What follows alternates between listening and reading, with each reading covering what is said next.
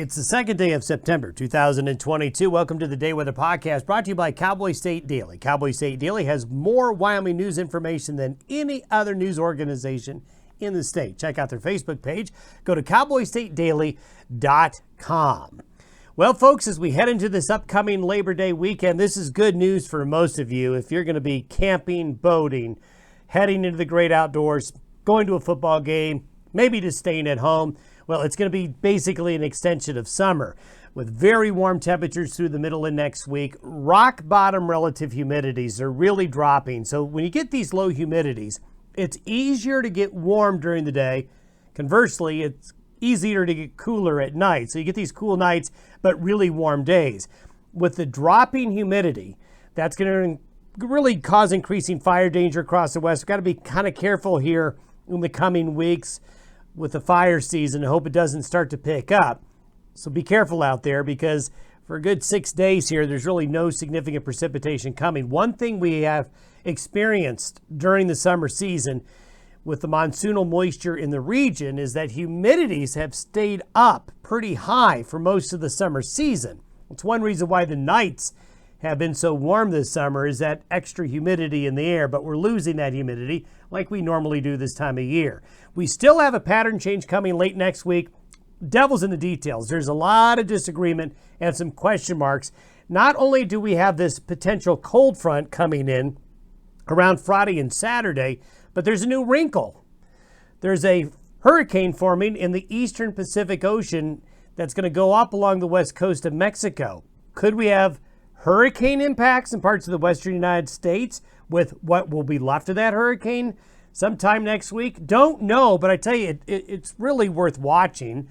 Sometimes it does happen. So while there's very little going on over the next 5 to 7 days here, after that, the weather gets a lot more interesting. Thanks for you folks who put YouTube comments or sent me an email about whether or not animals know something that we don't. If anybody has any extra input, put it in the comment section. Satellite shows the two things I wanted to talk about: the dry air, the very dry air that covers the western United States from California and the eastern Pacific out here into the high plains and Rockies.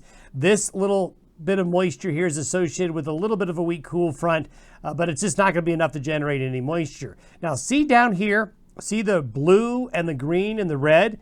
Well, this is the new Hurricane Javier that's forming in the eastern Pacific right now. See all this moisture right here? Well, there's another tropical wave forming right here, and you can see it when we take a look at the hurricane activity. We finally have a hurricane in the Atlantic. Up in the North Atlantic, Danielle has formed and has just now become a hurricane, and we've got other waves. This one needs to be watched later on. So finally the tropics are picking up. Danielle is just probably likely going to meander in the north central Atlantic and not do much other than make for a pretty satellite photo. Here in the Pacific, though, this is Javier. And this system, as we go forward, is likely going to go like this as it forms, and it's going to be moving northward. Why will it be moving northward? Well, here's the hurricane right here. Hurricanes are attracted to other areas of low pressure, the nearest areas of low pressure.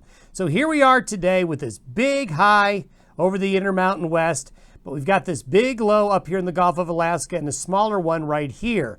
So the tendency for this hurricane is wanting to gravitate northward towards those areas. And you can see this is by Saturday, the moisture from the system going up into western Mexico here, while dry air covers the Rockies. And what could happen, this is by next Wednesday. By next Wednesday, we still have the high here. It strengthens, this hurricane does. It's right off the Baja of California. But you see this connection right here to this trough. This is the front that's due late next week. So we've got two systems coming at us from different angles. This cool front late next week and what will be left of that hurricane in the eastern Pacific going into Mexico and maybe parts of the desert Southwest by the end of next week.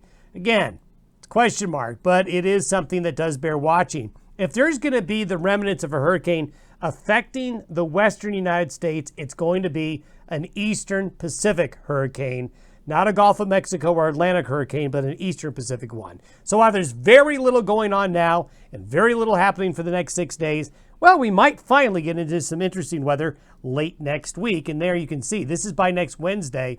There's a connection now of that moisture going all the way up to that low and that trough coming into the Pacific Northwest late next week. The latest drought monitor, pretty amazing. Look at Texas. The green and the darker green shows where drought conditions have changed status. So Texas is going into a complete 180 from hot, dry, droughty conditions all summer now to just really wet and likely staying that way for a little bit longer in the last week. The remnants of that monsoon flow helping out western Colorado as well. Have yourself a great weekend. See you on Tuesday.